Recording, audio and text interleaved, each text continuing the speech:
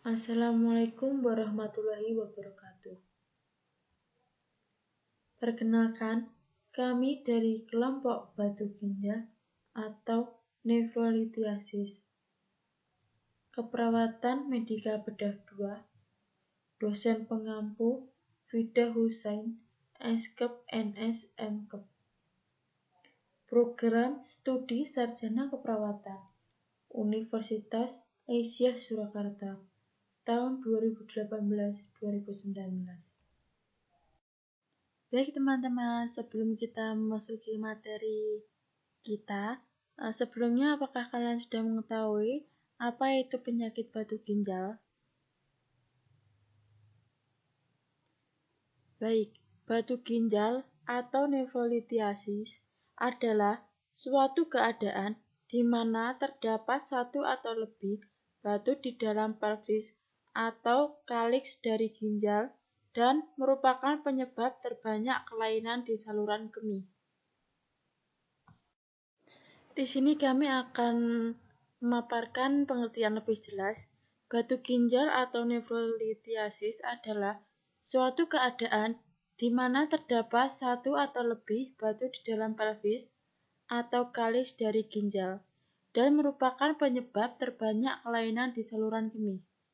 Kesimpulan bahwa batu ginjal atau bisa disebut nefrolithiasis adalah suatu penyakit yang terjadi pada saluran perkemihan karena terjadi pembentukan batu di dalam ginjal, yang terbanyak pada bagian pelvis ginjal yang gangguan pada saluran dan proses perkemihan. Di sini ada anatomi ginjal, ginjal yang normal, dan ginjal dengan batu ginjal. Bisa dilihat teman-teman, ini ginjal normal, itu tidak ada batu ginjalnya ya. Dari saluran masuknya atau keluarnya ginjalnya, tidak ada sama sekali batu ginjal. Dari sisi sebelahnya, ginjal dengan batu ginjal, itu ada penyumbatan sehingga dapat menimbulkan batu ginjal. Bisa dilihat ya teman-teman. Di dalam batu ginjal terdapat faktor yang menyebabkan batu ginjal. Apakah kalian sudah tahu? Baik, di sini kami akan menerangkan tentang etiologi atau penyebab dari batu ginjal. Yang pertama ada faktor dari dalam atau intrinsik. Faktor dari dalam seperti keturunan, usia pada usia 30-50 tahun, dan jenis kelamin laki-laki lebih banyak daripada perempuan. Yang kedua ada faktor dari luar, ekstrintik, seperti cuaca dan suhu, asupan air, bila jumlah air dan mineral kalsium pada air yang diminum kurang. Diet banyak purin, oksalat, seperti teh, kopi, minuman soda, dan sayuran berwarna hijau terutama bayam. Beberapa penyebab lain pada faktor dari luar, yaitu ada infeksi saluran kemih. Infeksi saluran kemih menyebabkan nekrosisi jaringan ginjal dan akan menjadi pembentukan batu saluran kencing. Yang kedua ada stasis obstruksi urin. Akan mempermudah pembentukan batu saluran kencing. Yang ketiga suhu. Tempat yang bersuhu panas menyebabkan banyak mengeluarnya keringat, sedangkan asupan air kurang. Dan tingginya kadar mineral dalam air meningkatkan insiden batu saluran kemih. Yang terakhir, idiopatik. Di sini kami juga akan memaparkan tentang tanda dan gejalanya mengenai batu ginjal. Di sini ada manifestasi klinis dari batu ginjal. Yang pertama, nyeri dan pegal pada daerah pinggang. Akibatnya dari hidronefrosis yang rasanya lebih tumpul dan sifatnya konstan, terutama timbul pada kosta vertebral. Yang kedua, hematuria. Terjadi karena adanya trauma yang disebabkan oleh adanya batu atau terjadi kolit. Yang ketiga, batu ginjal.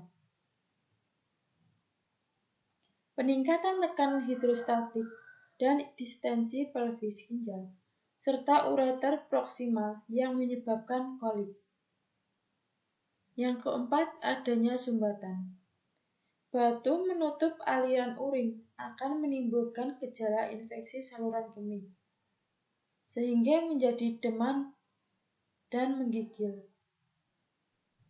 Yang terakhir, gejala gastrointestinal seperti mual, muntah, dan diare.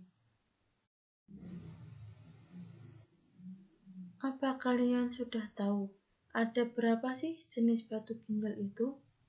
Baik, kami akan menjelaskan beberapa batu ginjal. Di sini kami akan menjelaskan tentang jenis batu ginjal. Yang pertama, batu kalsium. Merupakan tipe jenis yang paling umum, bahkan hanya mengonsumsi beberapa makanan yang sangat tinggi dalam oksalat, seperti kelembak atau mengonsumsi vitamin D dalam jumlah yang sangat tinggi. Yang kedua, batu asam urat. Biasanya karena tidak minum cukup cairan sepanjang hari, atau jika Anda banyak berkeringat dari latihan yang lama atau dari tempat kerja. Yang ketiga, batu struvit, yaitu infeksi, terutama di saluran kemih yang dapat menyebabkan Anda memiliki batu semacam ini. Yang keempat, batu cistine, yaitu tipe yang paling umum kedua. Setelah Anda mendapatkan batu cistine, Anda kemungkinan dapat memilikinya lagi. Apakah kalian sudah mengetahui jika seseorang mengalami batu ginjal, akan terjadi komplikasi seperti apa pada dirinya? Komplikasi pada batu ginjal. Yang pertama, adanya sumbatan. Adanya sumbatan akibat pecahan batu. Yang kedua, terjadi infeksi akibat diseminasi partikel batu ginjal atau bakteri akibat obstruksi. Yang ketiga, kerusakan fungsi ginjal akibat sumbatan yang lama sebelum pengobatan dan pengangkatan batu ginjal. Yang terakhir, hydronefrosis. Pemeriksaan apa saja yang harus dilakukan pasien untuk mengetahui dan menegakkan diagnosa apakah dia mempunyai penyakit batu ginjal? Ada pemeriksaan urin dalam pemeriksaan diagnostik, yaitu pH lebih dari 7,6. Ada sedimen sel darah merah lebih dari 90%. Biakan urin, ekskresi kalsium folvat, dan asam urat. Yang kedua, ada pemeriksaan darah, yaitu Hb turun, leukositosis, urium kreatin, kalsium, fosfat, dan asam urat. Yang ketiga, pemeriksaan radiologi, yaitu foto BNO-NP untuk melihat lokasi batu dan besarnya batu, USG abdomen, PIV, dan sistoskopi. Penata laksanaan pada batu ginjal. Yang pertama, terapi medis dan simptomatik, yaitu terapi medis berusaha untuk mengeluarkan batu. Yang kedua, terapi mekanin atau litotripsi, yaitu tindakan memecahkan batu ginjal dari luar tubuh. Yang ketiga, tindakan bedah, pengangkatan batu ginjal secara bedah. Konsep asuhan keperawatan pada batu ginjal. Yang pertama, pengkajian. meliputi identitas klien atau pasien, seperti nama, umur, alamat, jenis kelamin. Ada keluhan utama. Keluhan utama yaitu keluhan yang dirasakan pasien saat itu juga. Ada riwayat kesehatan, seperti riwayat kesehatan sekarang, riwayat kesehatan dahulu, riwayat kesehatan keluarga, dan riwayat psikososial. Ada pola-pola fungsi kesehatan, meliputi A. Pola persepsi dan tata laksa hidup. B. Pola nutrisi dan metabolisme. C. Pola aktivitas dan latihan. D. Pola eliminasi. E. Pola tidur dan istirahat. F. Pola persepsi dan konsep diri. G. Pola sensori dan kognitif. H. Pola reproduksi seksual. I. Pola hubungan peran. J. Pola penanggulangan stres. Dan K. Pola nilai dan kepercayaan. Selanjutnya, pemeriksaan fisik. Ada inspeksi, palpasi, dan perkusi. Inspeksi, pola eliminasi urin, terjadi perubahan akibat adanya hematuri, retensi urin, dan sering miksi. Untuk palpasi, dilakukan untuk mengidentifikasi massa. Pada beberapa kasus, dapat teraba ginjal pada sisis, sakit akibat hidronefrosis. Yang selanjutnya perkusi, pemeriksaan ketok ginjal dilakukan dengan memberikan ketukan pada sudut costovertebral dan didapatkan respon nyeri. Yang kedua ada diagnosa keperawatan. A. Kecemasan berhubungan dengan faktor keturunan, krisis, situasional, stres, perubahan konsep diri, kurang pengetahuan, dan hospitalisasi. Yang B. Resiko infeksi berhubungan dengan prosedur invasif, kerusakan jaringan, dan peningkatan paparan lingkungan. Malnutrisi, peningkatan paparan lingkungan patogen, imunosupresi, tidak adekuat pertahanan primer tidak adekuat. C. Nyeri akut, berhubungan dengan agen injuri, seperti biologi, kimia, fisik, psikologis, dan kerusakan jaringan. D. Intoleransi aktivitas berhubungan dengan tirah baring atau imobilisasi, kelemahan menyeluruh, ketidakseimbangan antara suplai oksigen dengan kebutuhan gaya hidup yang dipertahankan. E. Ketidakseimbangan nutrisi kurang dari kebutuhan tubuh, berhubungan dengan ketidakmampuan untuk memasukkan atau mencerna nutrisi oleh karena faktor biologis, psikologis, atau ekonomi. Yang ketiga ada intervensi.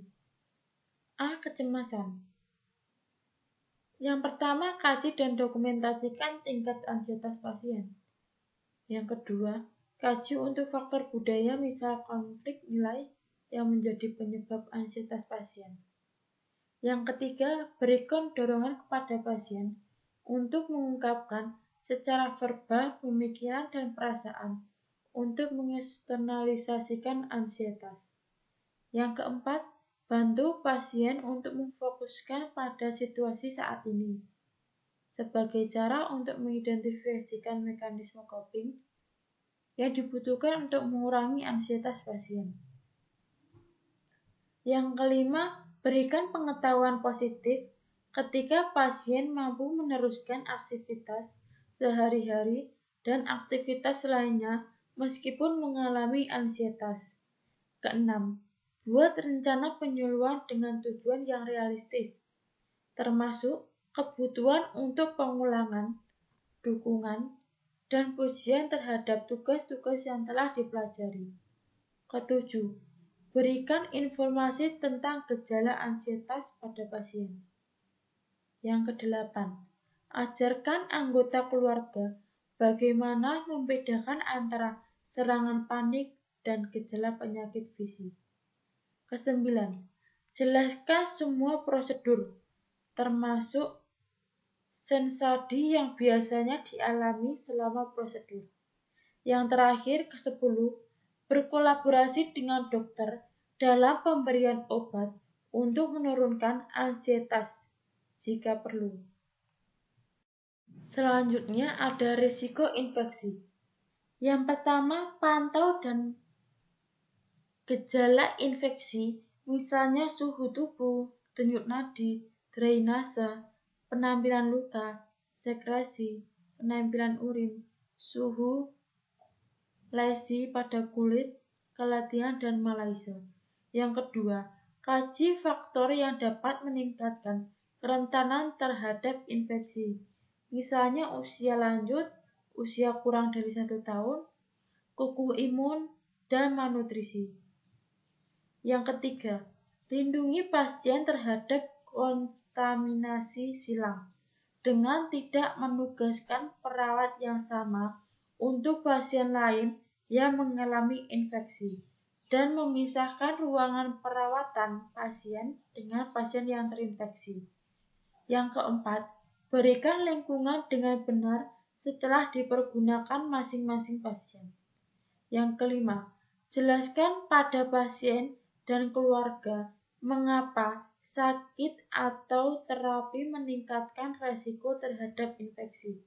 Yang keenam, instruksikan untuk menjaga personal hygiene untuk melindungi tubuh terhadap infeksi. Yang ketujuh, ikuti protokol institusi untuk melaporkan infeksi yang dicurigai atau kultur positif.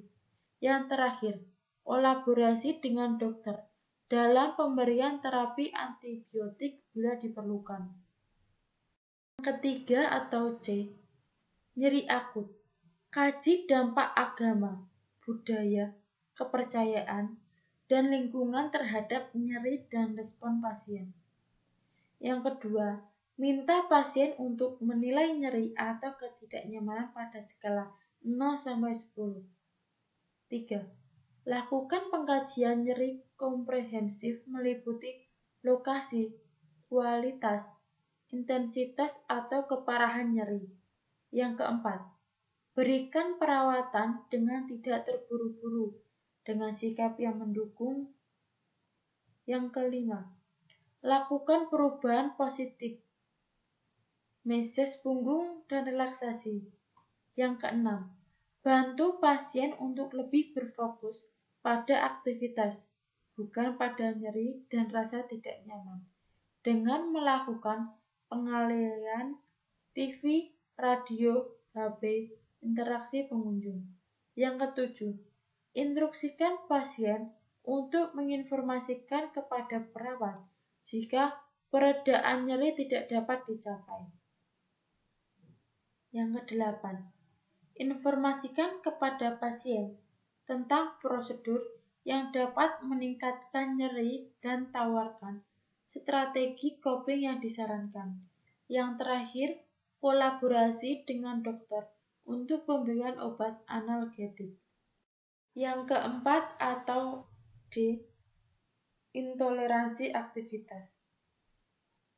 Yang pertama, kaji tingkat kemampuan pasien untuk berpindah dari tempat tidur ke berdiri, ke ambulasi, dan melakukan AKS dan AKSI. Kedua, kaji respon emosional, sosial, dan spiritual terhadap aktivitas. Ketiga, tentukan pengetahuan dan pemahaman terhadap keterbatasan energi oleh klien dan orang terdekat.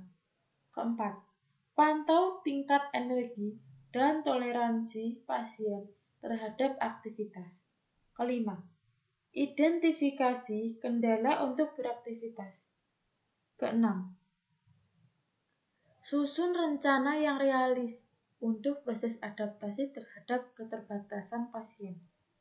Ketujuh, gali bersama pasien dan pak spesifikasi ketidakaktifan.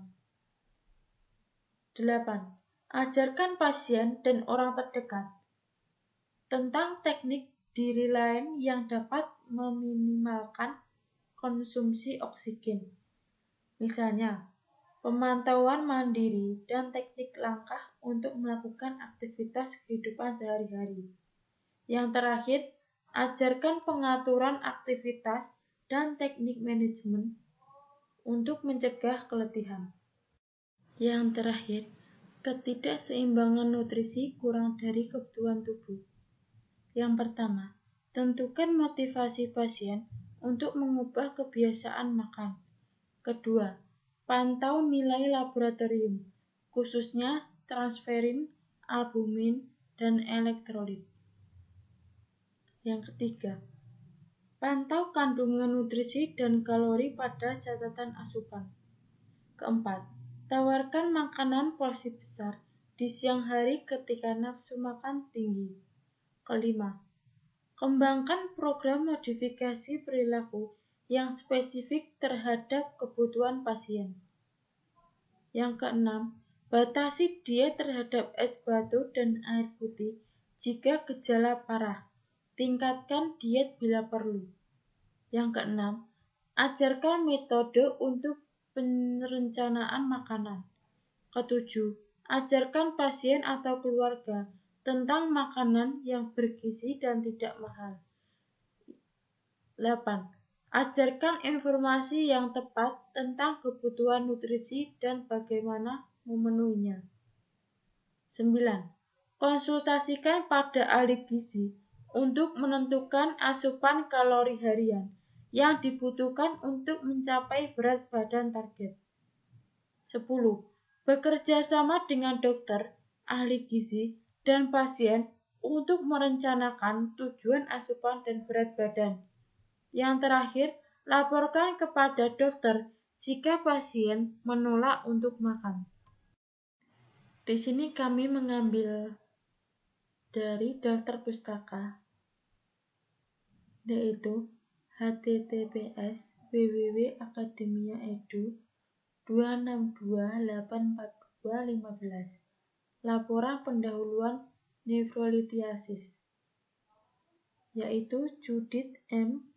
Wilkinson 2016, diagnosis keperawatan. 2. Diagnosis Nanda 1. Intervensi Nick Hasilnok, edisi 10, Jakarta IGJ. Dan https://www.ciputramedicalcenter.com, batuk ginjal penyebab gejala diagnosa pencegahan. Sekian presentasi dari kelompok kami. Semoga bermanfaat. Apabila ada salah kata, mohon dimaafkan. Sekian. Wassalamualaikum warahmatullahi wabarakatuh.